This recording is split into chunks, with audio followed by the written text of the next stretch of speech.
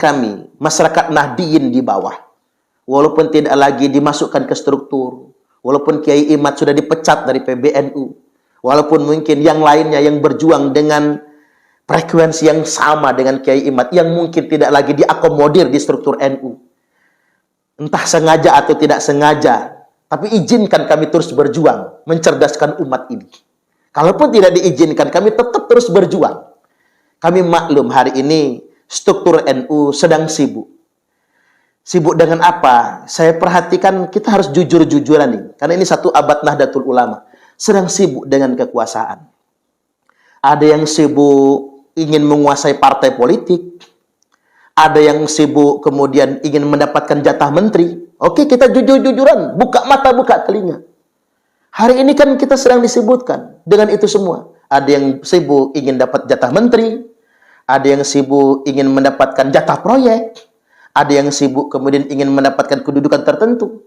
Sedangkan di tingkat wilayah ada yang sibuk ingin jadi gubernur, wakil gubernur. Ada yang sibuk ingin menjadi bupati, wali kota, atau wakil bupati, wakil wali kota. Ada yang sibuk menggunakan privilege NU-nya untuk nyalek dan lain sebagainya. Bahkan betapa banyak kader-kader NU struktural yang memiliki jabatan struktural di NU menggunakan privilege NU untuk mendapatkan proyek-proyek strategis yang ada di pemerintah. Kita jujur-jujuran saja. Apa kami menyalahkan kader-kader NU yang sibuk nyari proyek, nyari jabatan, memanfaatkan itu untuk kepentingan politik? Enggak kami salahkan. Karena orang NU juga penting jadi menteri, orang NU juga penting jadi gubernur, jadi wakil gubernur, jadi bupati, wali kota, jadi anggota dewan, ngelola proyek ini, proyek itu, tambang ini. Enggak kami salahkan. Kami semua berharap juga itu maslahat buat masyarakat Nahdlatul Ulama. Hanya saja, jangan melupakan esensi perjuangan sebenarnya. Kita nggak boleh mengkhianati Mbah Hasyim Asy'ari.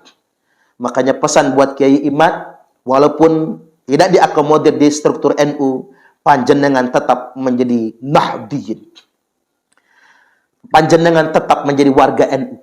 Karena kita mengamalkan pesan Mbah Yai Hasyim Asy'ari. Kita urusin NU. Walaupun tanpa jabatan. Walaupun tanpa di struktur. Karena kita merupakan santri Romo Hadratus Syekh Kiai Haji Hasyim Asy'ari. Enggak masalah itu.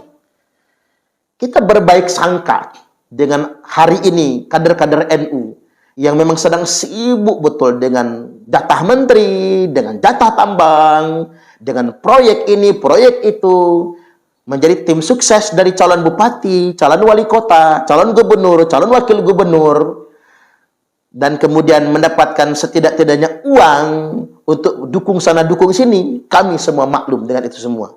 Saya pikir ini maslahat juga. Tapi satu hal yang ingin saya sampaikan. Agama sejatinya tidak diwariskan kepada penguasa. Din ini tidak diwariskan juga kepada orang yang kaya raya. Mbah Hasyim Asy'ari sudah mengajarkan kepada kita semua. Mbah Hasyim Asy'ari membangun NU tanpa kekuasaan. Membangun NU bukan dengan uang yang banyak. Tapi NU menjadi jamiah yang sangat besar sekali. Pengalaman kita 32 tahun. NU nggak pernah dapat jatah menteri. 32 tahun di zaman Orde Baru. Tidak mendapatkan jatah menteri. Tidak mendapatkan jatah proyek. Pesantren NU gedek geribik semua.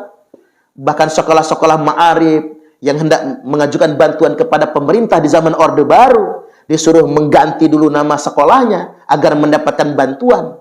Sampai-sampai sekolah NU banyak yang menginduk ke Matlaul Anwar demi mendapatkan bantuan pemerintah. Tapi apa NU menjadi senyap? Apa NU menjadi mati? NU tambah kuat.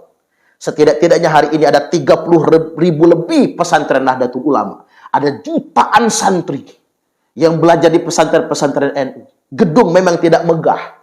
Bahkan dibangun secara swadaya. Coba kita lihat. Di Tebu Ireng, di Lirboyo, di mana asrama-asrama santri dibangun secara swadaya. Santri Lampung bikin asrama Lampung.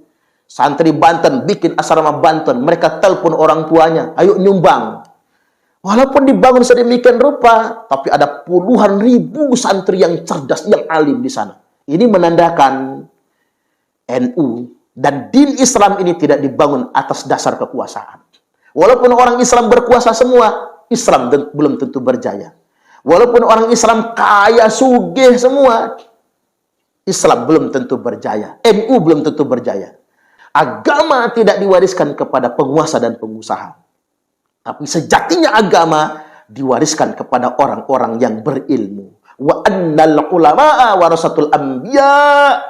Dan sesungguhnya ulama itu adalah pewaris para nabi. Jadi kita memaklumi hari ini ketika NU struktural, terutama yang di atas, sedang asyik dengan proyek, jatah menteri, jatah kekuasaan, tim sukses dan lain sebagainya.